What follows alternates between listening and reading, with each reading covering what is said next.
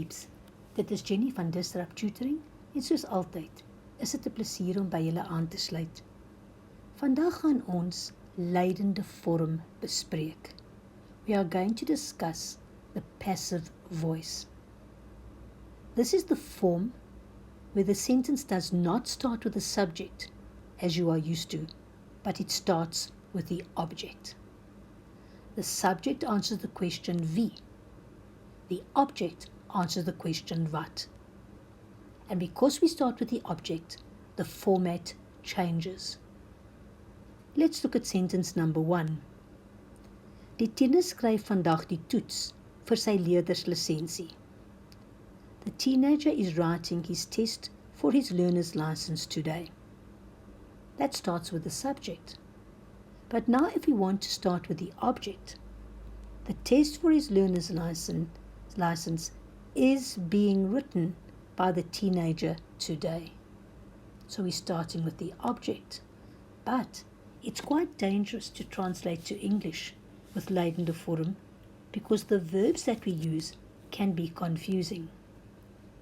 So when we translate, I suggest you don't look to the English verb, but you rather think about the Afrikaans verb to use. So I will teach you. If the sentence is in the present tense, the verb that we use for leidende vorm is word plus ge on the main verb. And the subject, if there is one, is introduced by the word deur. If the sentence is in the past tense, for leidende vorm we use the verb is plus ge. And for future tense, we use the verb sal plus ge plus word. That is the most important thing you need to remember about leidende vorm to get your verb correct. So let's try and see number 1. Die tiener skryf vandag die toets vir sy leerderslisensie. I see my verb is skryf, which means it's present tense. So we know that for present tense leidende vorm, we are going to use word plus ge. And I suggest to you that you write that in the margin so that you do not get confused, and you check when you finished your answer to see that you've used the right verb. So, let's start. Die toets vir sy leerderslisensie. Now, like any normal sentence, the verb needs to come second. So let's put the word. Now we know the teenager is the subject, but it's quite important that if there's an adverb of time and sometimes manner, that needs to come in front of the subject. So we do have an adverb of time, vandag. So let's put the time down first, vandag. Then we'll do the subject, but we introduce the subject, use the word deur. Word vandag deur die tiener. And now we need my main verb to the end, but it needs ge on it, geskryf.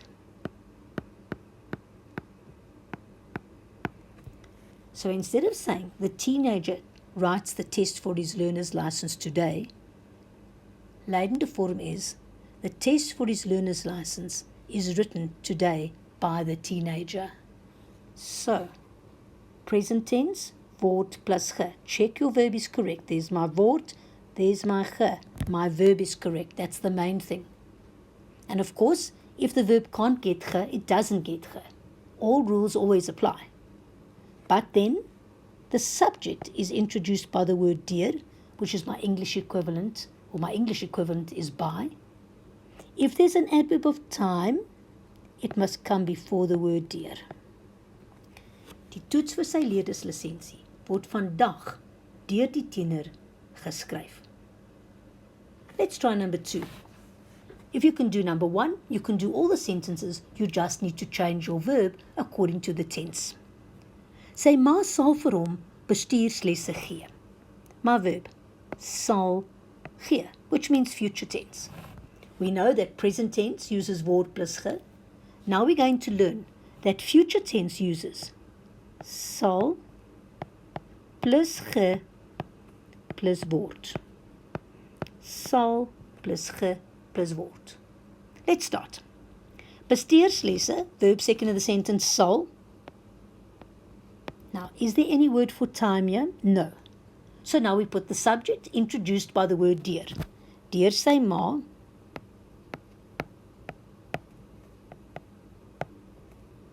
Vir hom. And now we're going to finish my verb. And we've got to add ge plus word. Gegee word. Sal plus ge plus word for future tense. Same structure as present tense, it's the verb that changes. Voordat ek afsluit, wil ek net baie dankie sê aan ons Epic Borgmaatskappy wat hierdie video moontlik gemaak het. Lees alles oor hulle in die beskrywing hieronder. Onthou om ons webtuiste te besoek vir meer van hierdie Epic studieklas video's. As jy nie die antwoord op jou vraag kan vind nie, stuur vir ons die vraag en ons sal antwoord met 'n persoonlike video net vir jou. Tot volgende keer.